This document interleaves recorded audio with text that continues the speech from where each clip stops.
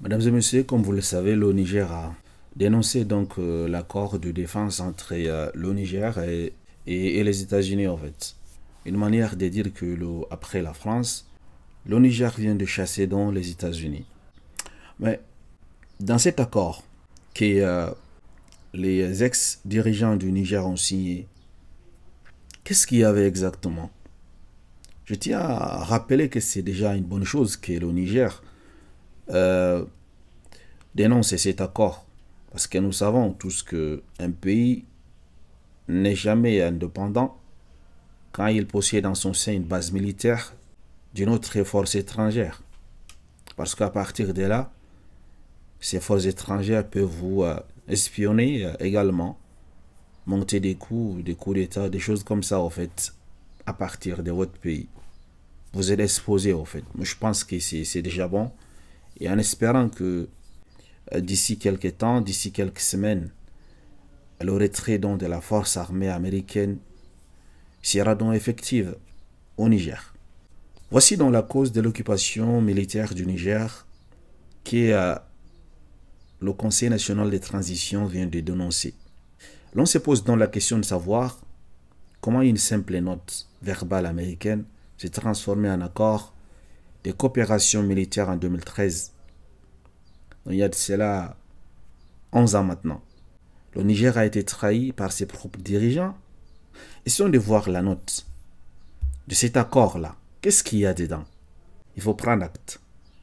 C'est depuis 2013, si vous constatez le document République du Niger, le ministère des Affaires étrangères, de la coopération et de l'intégration africaine et des Nigériens à l'extérieur de la République du Niger présente ses compléments à l'ambassade des États-Unis d'Amérique à Niamey. Ils ont d'abord présenté leur, c'est pas des choses comme ça, les formules de salutation. Ensuite, est à l'honneur de lui demander de ne pas tenir compte de sa note 23 janvier 2013 et de bien vouloir noter que le ministre marque son accord sur l'ensemble du contenu du projet des statuts du personnel militaire des États-Unis et des employés civils du département américain de la défense tel qu'incorporé à la note verbale de l'ambassade numéro 174 du 6 juillet 2012. Par conséquent, le ministère demande à l'ambassade des États-Unis d'Amérique à Niamey de bien vouloir considérer sa note numéro 174 suscitée de la présente note comme constituant un accord entre les États-Unis d'Amérique et la République du Niger. Vous voyez un peu la médiocrité donc, du gouvernement du Niger de ces temps jadis, en 2013. Le ministère des Affaires étrangères, de la coopération, de l'intégration africaine et du Nigérien à l'extérieur de la République du Niger remercie l'ambassade des États-Unis.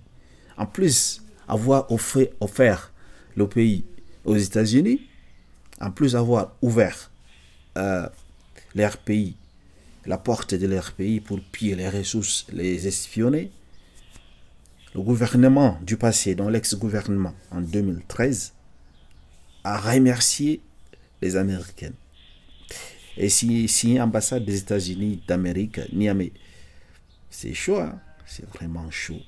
Vous voyez donc par simple note du ministère des Affaires étrangères que les États-Unis ont obtenu cet accord. Ils n'ont pas consulté ni l'Assemblée nationale, ni le peuple, ni personne en fait. Ils ont juste donné le pays comme ça aux États-Unis. Et vous allez trouver la plupart des pays africains qui ont des accords de coopération militaire avec les pays occidentaux. Vous trouverez que ce sont des accords bidons comme ça. C'est soit signé pour obtenir de l'indépendance, c'est soit signé comme ça, et puis ils sont en train d'exercer des choses comme ils veulent dans des pays africains. On se demande si c'est le gouvernement qui a signé ou bien qui a offert ces accords aux Américains à ce moment. Ils buvaient quoi au fait? Et donc les dirigeants de maintenant vont à nouveau trahir le peuple pour le vendre aux Russes et aux Iraniens. Mais avec votre bénédiction, et ça, c'est bien. Car vous y gagnez quelque chose. C'est ça. Mais est-ce que le fait de coopérer avec les Russes et les Iraniens, est-ce que c'est le fait de vendre? Est-ce que cela signifie que le Niger est en train de vendre son pays? Vous savez tous que de nos jours, en 2024, aucun pays ne peut vivre seul en fait. Il y a ce qu'on appelle l'interdépendance. Il y a ce que le Niger possède, que ces puissances-là, ils ont besoin. L'uranium, le gaz, le pétrole.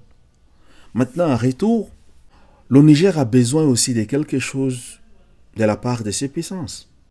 Par exemple, la Russie possède des armements pas possibles. Et un pays comme la Russie, si il est votre ami, c'est une manière de dissuader d'autres puissances de venir vous attaquer, au fait. C'est une relation gagnant-gagnant. Et je ne pense pas que la Russie ni l'Iran, c'est qui détient le monopole du système monétaire du Niger. Et je ne pense pas que ils viennent et puis ils achètent l'uranium ou bien le pétrole, le gaz au prix qu'eux-mêmes ils fixent. Je ne pense pas que c'est comme ça. C'est toute la différence qu'il y a entre donc la relation entre les pays africains et l'ancienne puissance coloniale, la France, les États-Unis, j'en passe, et leurs nouveaux alliés, en fait. C'est comme des amis, en fait, qui s'asseyent sur une table et discuter du business. Voilà, j'ai l'uranium, j'ai le pétrole. Voilà mon prix. Tu es d'accord? Tu vas me livrer des armes.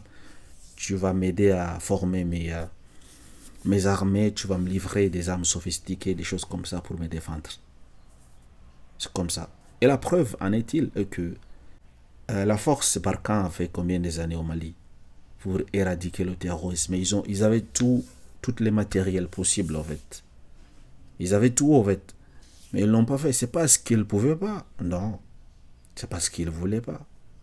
Le fait que la guerre continue dans le nord du Mali, effectivement, pour l'armée française et pour l'économie de la France, c'est une bonne chose.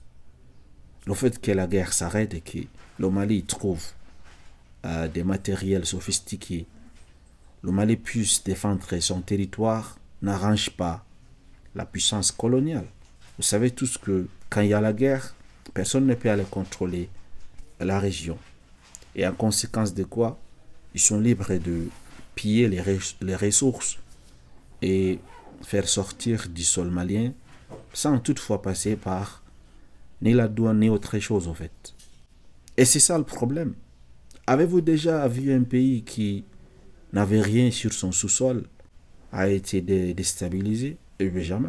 Partout où il y a la guerre, que ce soit au Congo, en Afghanistan, dans les pays africains, vous trouverez qu'il y a de pétrole, il y a de l'or, il y a des ressources importantes dans son sous-sol. Voilà, au fait, tous ces dirigeants marionnettes ont vendu nos États sur l'autel de l'esclavage. Nous en sommes bien au début. Voilà un Congolais qui dit qu'il faut désemparer la République démocratique du Congo.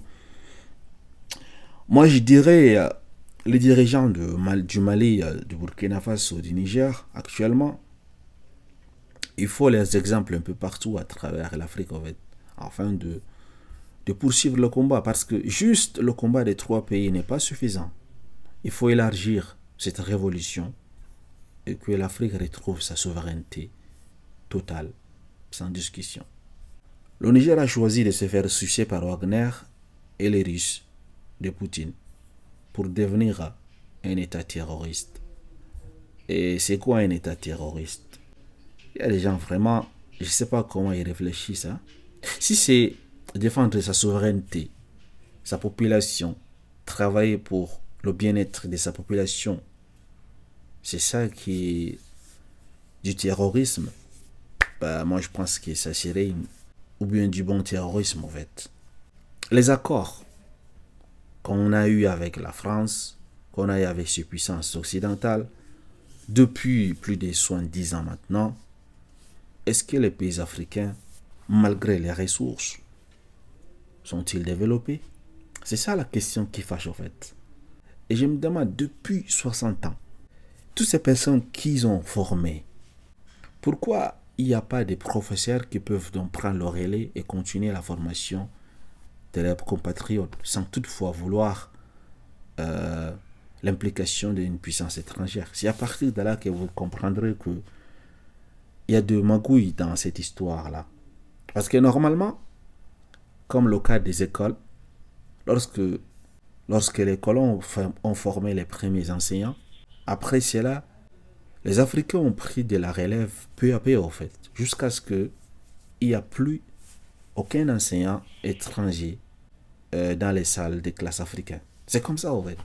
Normalement, c'est la même chose avec les formations de ces militaires-là. Si déjà ils ont formé 2, 3, 4 générations, je me dis que maintenant, le pays est à mesure quand même de fournir des bons professeurs pour prendre la relève. Mais puisque ce sont des accords bidons, ce sont des formations bidons, et que derrière ces formations, il y a d'autres intérêts, les personnes formées sont toujours médiocres et ne pouvant pas tenir la formation de ses compatriotes. Le pays a toujours besoin de recourir aux forces armées étrangères. Et une fois qu'ils sont sur votre territoire, ils connaissent tous vos secrets, ils connaissent comment est-ce que vous formez vos armées, comment est-ce que vous voulez combattre dans ces personnes. Impossible. Quelqu'un qui a formé ton armée, quelqu'un qui connaît les effectifs, la totalité, les statistiques des matériels de guerre, tout. C'est lui-même qui te donne des conseils de guerre. Et c'est lui qui te colonise. Comment est-ce que tu pourras t'affranchir de son esclavage? À partir de là, vous comprenez avec moi que c'est des people, en fait. C'est l'accord de défense entre les pays étrangers et les pays, je ne sais pas, c'est pas une bonne chose. À la base, si on vous forme pendant 2, 3 générations, normalement, ça suffit. Il faudra que les jeunes prennent la relève et que ces étrangers sortent de votre territoire. Du moins, ne devrait pas savoir le secret dont vos nombres, ce que vous avez comme matériel, ce que vous avez comme effectif, vos plans de guerre, toutes ces choses normalement devraient être secret défense. Mais puisqu'ils se retrouvent au cœur même de votre armée, de votre force armée, vous ne pouvez rien faire contre ces personnes. Jamais.